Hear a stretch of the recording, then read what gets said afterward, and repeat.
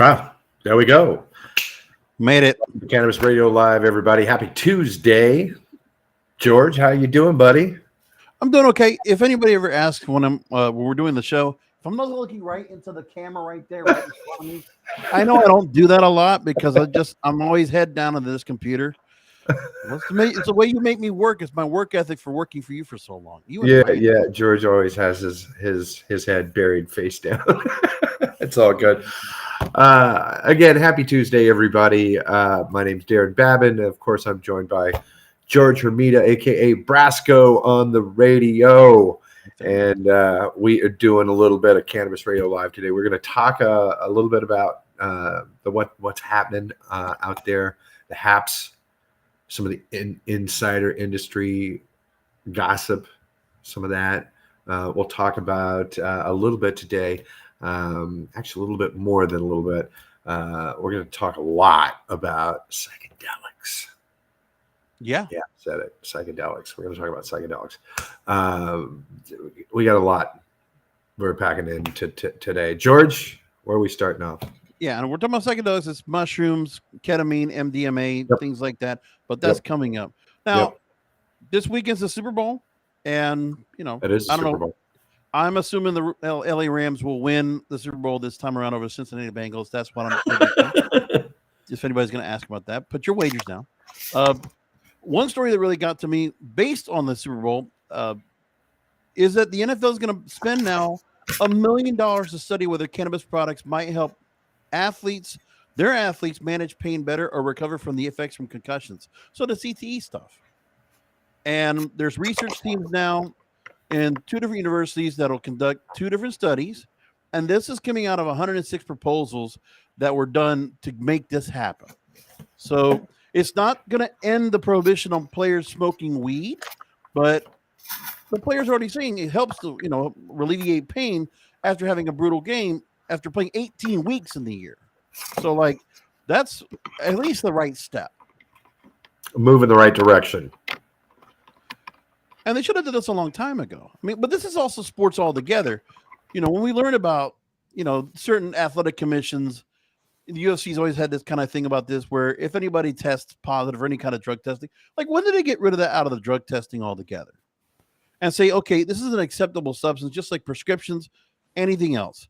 When are they going to get to that point where sports doesn't have to worry about that anymore?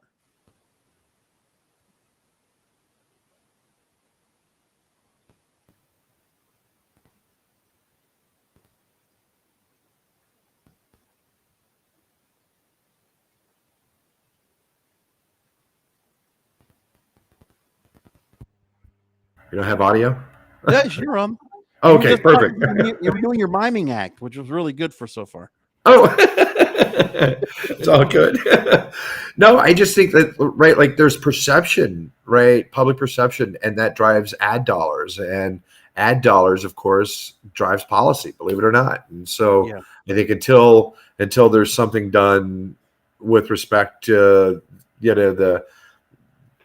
the correlation between the two, if the two don't correlate and there's not a need to, then I think we can all go about our merry way. Yeah. Other story I wanted to bring up too is, and this is part, we talked to the CEO of Leafly a while back during the MJ Biz coverage back in October, and they're now going to go public. That's a pretty big company for what the level they've done. Even when we first got into the space, we knew what the size and scope of what a company like Leafly was.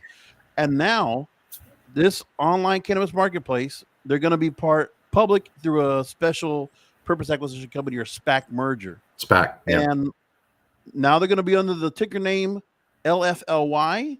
And I haven't seen when they're going to be set into that, but that's coming up. That's crazy. They're going to be on the NASDAQ, as they are now officially on the NASDAQ under that ticker. That's crazy. Did you know they get about 125 million users every year to their site? That's astounding. Is that also takes into consideration the app visits, right? Oh yeah, absolutely. Yeah. That's unbelievable. It's another one of those things where you're seeing cannabis companies, they're trying to find their way in. if they're going to go through Canada to get listed there to the Canadian Securities Exchange or get into NASDAQ. But again, it's all this positioning, getting ready to be where they need to be. And they can do that as a company where they're not handling the product. They're just talking about it. They're just reporting on it. It's a big deal. And, before that, they raised money over the last couple of years. They raised $23 million in new funding, $38 million total. And now they're going to go public and let everybody in on it. I mean, do you feel like there's a good idea where they're going to get to this? Is it of all these other companies that are coming in?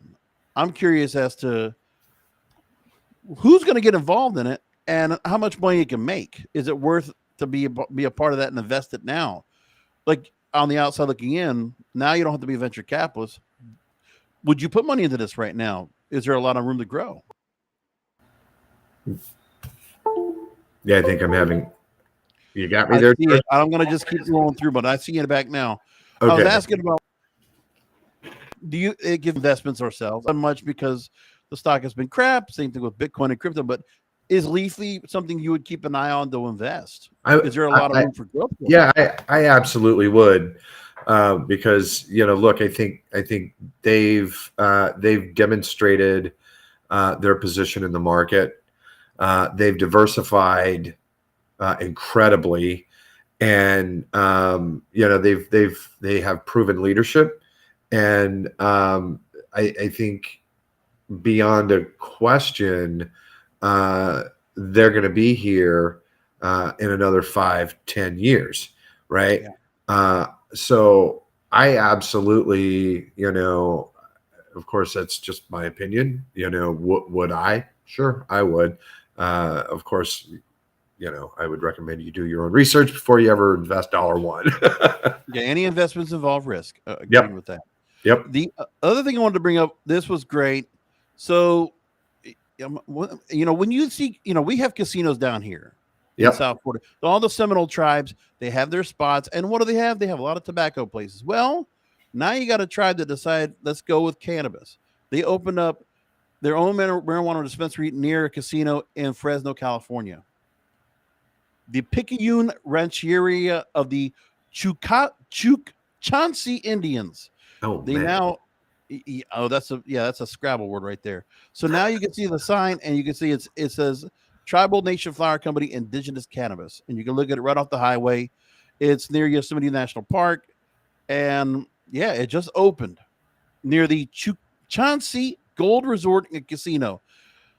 How about that, man? You go ahead and grab a couple of pre-rolls before you go ahead and get in there and hit the slots. Or play the blackjacks, right? But I'm just going to say finally, only because everybody knows people smoke weed when they go to the Indian casinos. It just happens. I can tell you, I don't know how many conversations that we've had with respect to doing something in partnership with a number of the tribes, whether it be from California to Arizona, and beyond.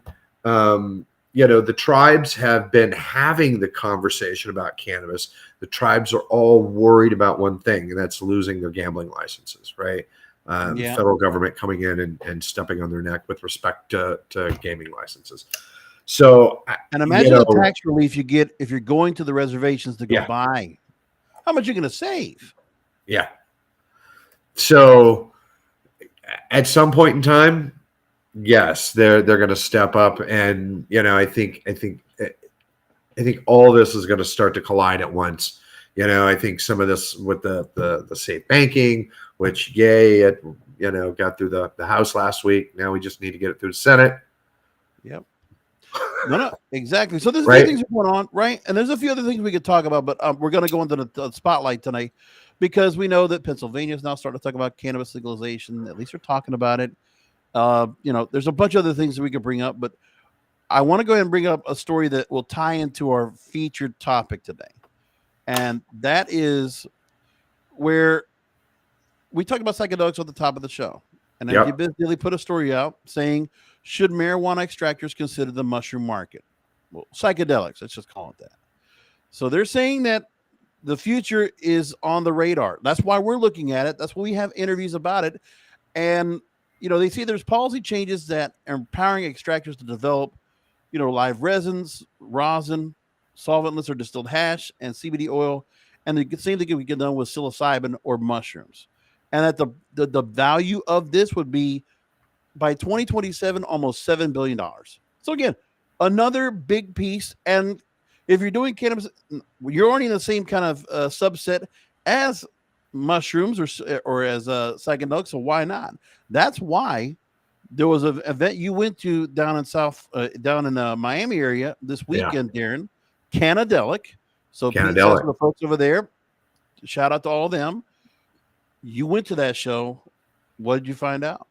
So look, Cannadelic was pretty cool. I can tell you that Brandy and I showed up, and right away, I got to tell you, it was like the red carpet got rolled out. A big thank you to Pete Sessa and his beautiful wife Colleen. Let me tell you, that couple, they kicked butt over the weekend. It was a large event that was well attended, really good education, really good education on a variety of subject matters, and they kind of split things down the middle, right? You had your you had your cannabis track of education, and then you had your psychedelics, and so. It was interesting because, when you walked onto the trade show floor straight away, right at the front was, Michael Pollan, his book was there, New Life. And there's this whole movement now that you're seeing pop up across the country, especially here in Florida, is the ketamine clinics. George, have you looked at the ketamine clinics at all? No, this is news to me. I haven't really gotten a grasp of how people are able to get their access to it, what the legal allowances are. Like, what is it right now if people wanted to go ahead and find out for themselves, get their hands on it? So if you want to, so first let's lay some premise, all right? So, for those wondering, oh my God, I remember, back when I was, in my youth and South Beach, and I end up in the K-hole. This is nothing like ending up in a K-hole like that. Legitimately, this is a therapy that doctors will prescribe at a clinic. Right now, it is a specific clinic that when you meet with a doctor, they're there to help you address certain things, right? Certain traumas in your life, whether or not you PTSD, depression, addictions, you name it. If there's those types of traumas that you're trying to deal with and get through, that's what this is for. And so, interestingly enough, these clinics, they do it a variety of different ways, and it can be very, very costly. Some of them, they'll do like group therapy part of it, and group reintegration, so that they can cut down on the cost of, the people that are treating, what have you. But you're still looking at $1,300 for 6 sessions, roughly, give or take, right? Yeah. If you're doing a group style. Now, it is interesting, what is the therapy? In essence, it is an intramuscular and or sometimes lozenge that you take, and it is this ketamine treatment, and it is described like an hour-long. If anybody watching this has ever experienced DMT, a DMT journey, which is dimethyltryptamine, it is a deeply. It's a disassociative, and so it is transformative for people. I know that this one gentleman that owns a clinic. He was an addict before. He was an addict. He is no longer an addict. Wow. Right. By going through some of these ketamine treatments. So, this is not for everybody. But for folks that, have been looking for something, different, with respect to trying to treat some of these things, this is something that is getting a lot of attention.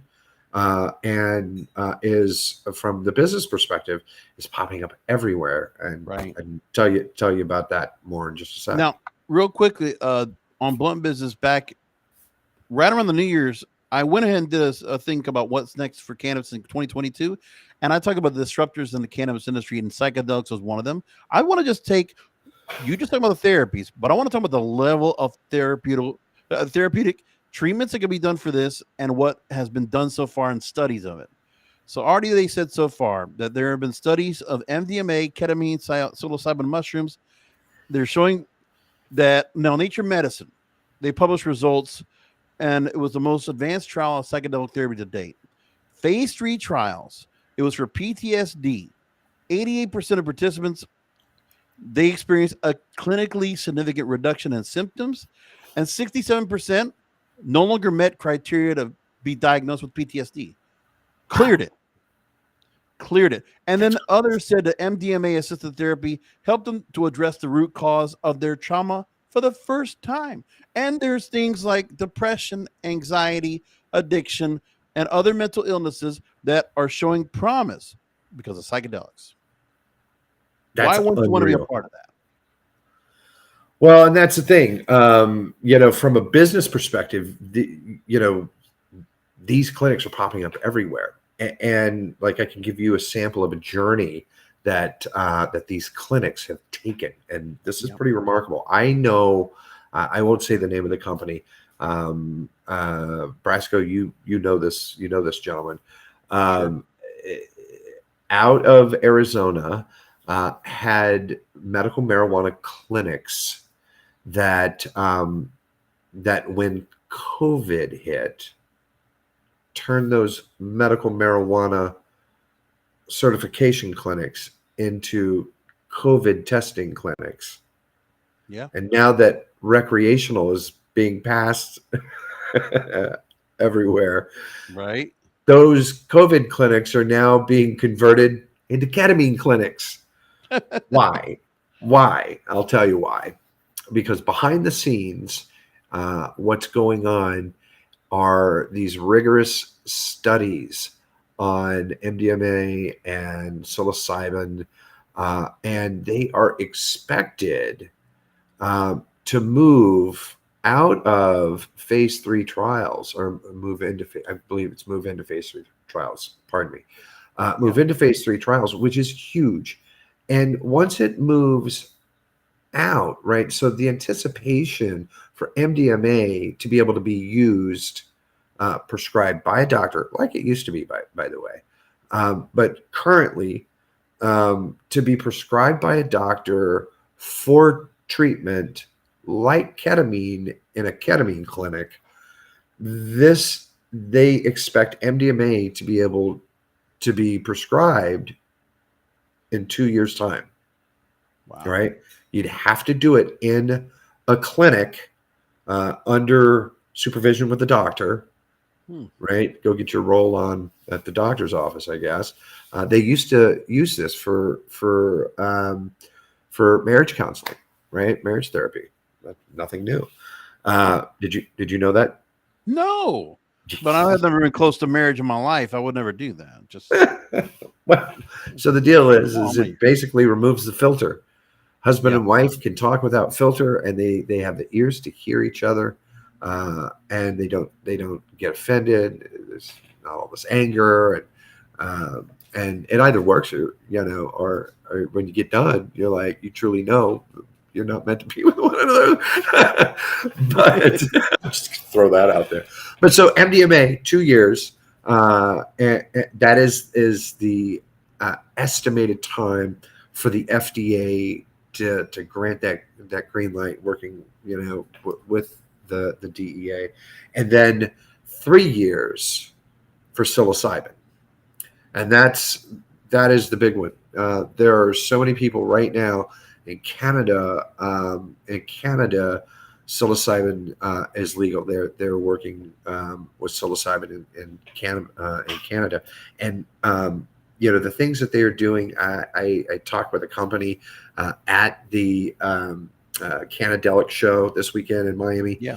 and this one company is isolating a molecule out of lion's mane.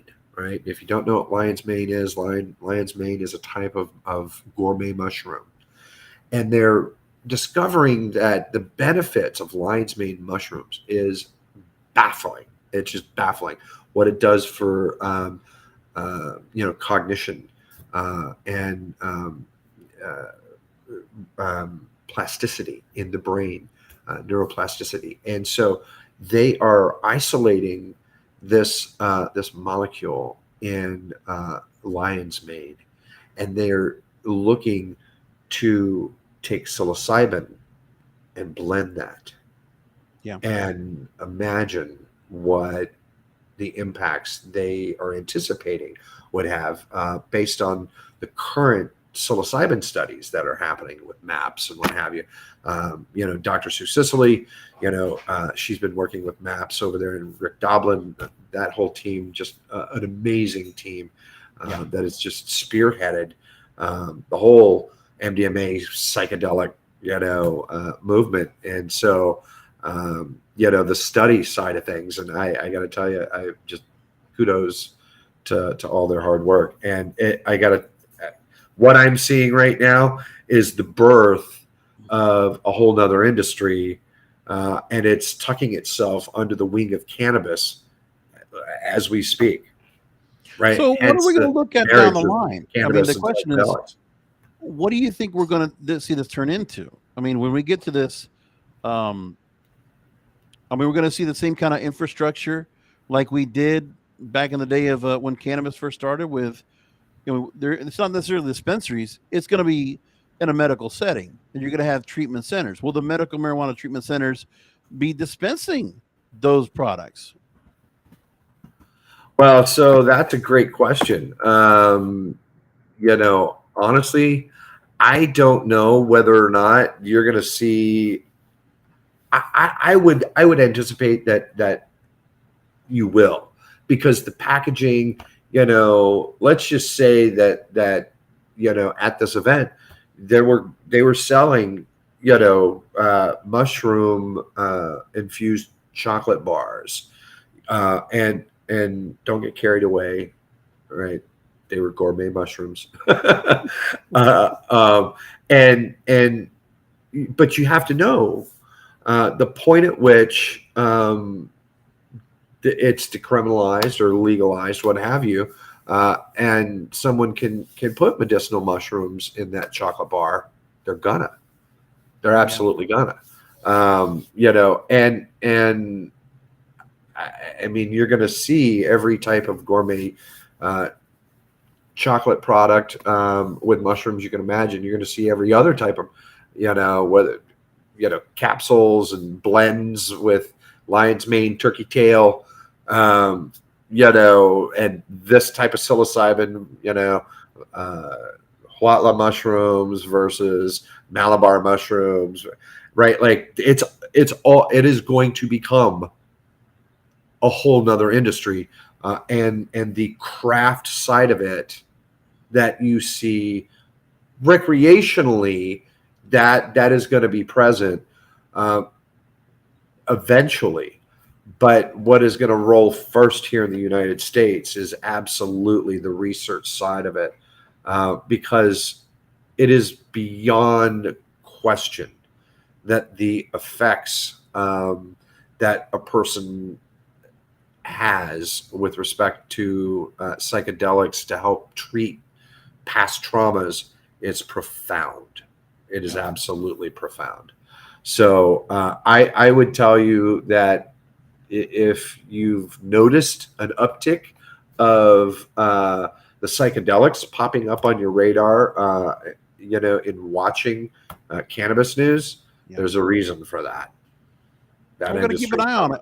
We're going to definitely keep an eye on it right here and on Cannabis Radio in general and see what's happening with all that. It's fascinating. And I can only imagine where we go from here. I mean, this is only the second show you've already gone to this year based on psychedelics that you visited at. Yep. And, there's a way for, I think, where both industries can be hand in hand. That's what I think what's going to come out. That's to me anyway. A few other things I want to just wrap up before we can wrap things up. First of all, want to thank those who commented on last week's show. And for those that continue to watch the program, keep letting people know, get the word of mouth out there. Know they can find us. And also, there's an audio version that we put up on our website as well. And wherever you find podcasts, if you want to catch it that way, you can do that. Besides where you find this program, wherever you watch it. A couple of shows I want to just make sure to point out that we've already published on the website. Days of Infuse. Jamie Evans, who's been pretty much a regular on the program. The Herb Som, or Sommelier. She's written a couple of books, and now she came on this week to talk about Herba C. It's a first non-alcoholic cannabis-infused sparkling wine, honoring French-inspired wine blends, so that kind of route. And then Richard's Wiki on the Green Peak talked to an industry consultant and consumer goods executive, Alicia Ratliff, who works with Victus Consulting Ventures, talking a lot about areas of consumer goods and the supply chain. Good episodes to go and check out. Beautiful. Well, I think that's gonna do it for us. We've slid through another week. We survived. Yeah. We're new at this. We're a little rusty. We're trying to get the rust worked out, a little format down. But you know what? We figure you guys can go along for the ride with us while we get our sea legs under us. So we appreciate you tuning in and checking out this week's edition of Cannabis Radio Live. And of course, as George mentioned, if you are listening to this on your mobile device, in your car, on a train, on a plane, we thank you for downloading and subscribing. Make sure you share this with a friend. We'll see you guys next week right here, Cannabis Radio Live. Thanks, everybody.